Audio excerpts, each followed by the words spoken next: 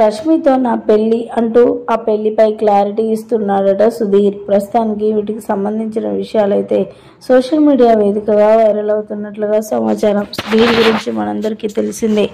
ఎన్నో కష్టాలను దాటుకుని తన కెరియర్ను ఇంతలా చూసుకుంటున్న సుధీర్కి మరొక కష్టం వచ్చిందని చెప్పాలి. అంతకంటే ముందుగా బుల్లితెరలో ఎంట్రీ ఇచ్చినప్పటి నుంచి ఇప్పటి వరకు కూడా ఏ రోజు కూడా మరి తెలుగు ఇండస్ట్రీలో ఎలాంటి రిమార్క్ తెచ్చుకొని సుధీర్ ఇప్పుడు కొన్ని సందర్భాలను బట్టి తన క్యారెక్టర్ చేంజ్ అవుతూనే ఉంటుంది. ఈ నేపథ్యంలో బుల్లితెరలో అంత కష్టపడ్డ సుధీర్కి హీరో అయ్యే ఛాన్స్ రావడంతో గంతులు వేశాడు. అప్పటి నుంచి దాదాపుగా 2-3 సినిమాలు తీసి మంచి సూపర్ హిట్ అందుకున్న సుధీర్ మళ్ళీ పక్కకు వచ్చాడనే వార్తలు అయితే వినిపిస్తున్నాయి. అది కూడా కేవలం రష్మి కోసమే.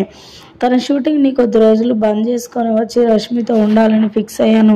తను పెళ్లికి ఒప్పుకుంటుందా ఒప్పుకోదా అని చెప్పి నేను అడగడానికి వచ్చాను అంటూ కూడా మాట్లాడుకొచ్చారు. ఒకవేళ తను ఒప్పుకోకపోయినా నేను ఇప్పట్లో అయితే పెళ్లి చేసుకునేలా లేను. ఎందుకంటే నాకు చాలా బిజీ పనులు ఉన్నాయి. ఇప్పుడు పెళ్లి విషయంలో దూరితే మాత్రం నేను సినిమాలు చేయలేను. కాబట్టి సినిమాలంటే నాకు ప్రాణం, యాక్టింగ్ అంటే చాలా ఇష్టం. కాబట్టి మరలా యాక్టింగ్ అయిపోయాక వచ్చి నేను రష్మితో ఖచ్చితంగా తనని పెళ్లి చేసుకుంటాను అంటూ కూడా మరి సోషల్ మీడియా వేదికగా మాట్లాడుకొచ్చారట సుధీర్. ఈ వార్తలలో ఎంత నిజం ఉందో తెలియదు కానీ వీటికి సంబంధించిన విషయాలు సోషల్ మీడియాలో వైరల్ అవుతున్నట్లుగా సమాచారం.